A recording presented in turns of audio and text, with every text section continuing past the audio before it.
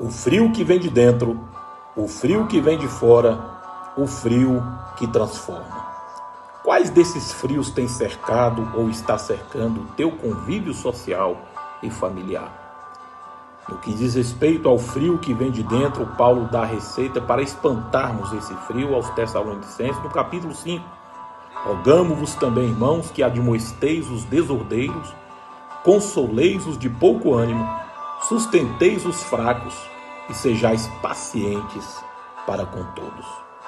Vede, irmãos, que ninguém dê a outro mal por mal, mas segui sempre o bem, tanto uns para com os outros, como para com todos. Ainda no que diz respeito ao frio que vem de dentro, Paulo, aos Efésios, no capítulo 4, versículo 32, ele diz que antes sede uns para com os outros, benignos, misericordiosos, perdoando-vos uns aos outros, como também Deus vos perdoou em Cristo. Existem muitos exemplos das atitudes frias das pessoas que estão ao nosso redor. No que diz respeito ao frio que vem de fora, Jesus disse em Mateus 24:12 que por se multiplicar a iniquidade, o amor de muitos esfriará. São os exemplos do mundo odierno que estamos vivendo, as pessoas frias umas com as outras.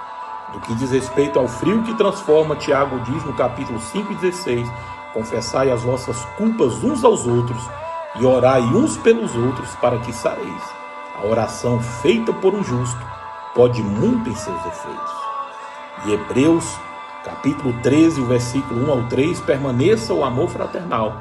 Não vos esqueçais da hospitalidade, porque por ela, alguns não sabendo, hospedaram anjos. Lembrai-vos também dos presos, como se estivesse preso com eles, e daqueles que são maltratados, como também sendo vós mesmos no corpo. Esses são exemplos da transformação do coração do homem. Conta-se que 6 homens ficaram bloqueados numa caverna por uma avalanche de neve. Teriam que então esperar até o amanhecer para poderem receber socorro. Cada um daqueles homens trazia um pouco de lenha e havia uma pequena fogueira ao redor da qual eles deveriam se aquecer. Se aquele fogo apagasse, eles bem sabiam que todos iriam morrer de frio. E antes que o dia clareasse, eles deveriam tomar uma atitude. Chegou a hora de cada um colocar sua lenha na fogueira. Era a única maneira deles poderem sobreviver. O primeiro homem era um racista.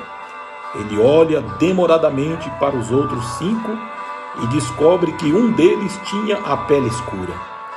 Então ele raciocina e disse consigo mesmo: aquele negro, jamais darei minha lenha para aquecer um negro. E guardou as lenhas, protegendo dos olhares dos demais. O segundo homem era um rico avarento. Ele estava ali porque esperava receber os juros de uma dívida antiga. Ele olha ao redor e vê um círculo em torno do fogo oscilante, um homem da montanha que trazia sua pobreza no aspecto rude, no semblante e nas roupas velhas e remendadas. Ele fez as contas do valor da sua lenha e enquanto mentalmente sonhava com o seu lucro, ele pensou: eu dar a minha lenha para aquecer um preguiçoso? Jamais. O terceiro homem era o negro. Os seus olhos faiscavam de ira e de ressentimento. Não havia qualquer sinal de perdão ou mesmo daquela superioridade moral que o sofrimento ensinava no semblante daquele homem. O seu pensamento era muito prático. Dizia ele: é bem provável que eu precise dessa lenha para me defender e, além disso, eu jamais daria minha lenha para salvar aqueles que me oprimem. Então guarda a sua lenha com muito cuidado e recusa lançar ao fogo. O quarto homem era o pobre da montanha. Ele conhecia mais do que os outros o caminho e os perigos dos segredos daquela neve. Ele pensa: essa nevasca pode durar vários dias. Vou guardar minha lenha e não vou dar a ninguém. O quinto homem parecia alheio a tudo, era um sonhador, olhava fixamente para as brasas, nem lhe passou pela cabeça oferecer da lenha que carregava. Ele estava preocupado demais com suas próprias alucinações para pensar em ser útil.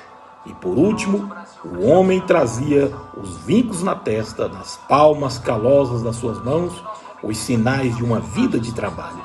Seu raciocínio era curto e rápido. Essa lenha é minha, custou meu trabalho, não darei a ninguém, nem mesmo ao menor dos meus gravetos. E com esses pensamentos, os 6 homens permaneceram imóveis. A última brasa da fogueira se cobriu de cinzas e finalmente se apaga.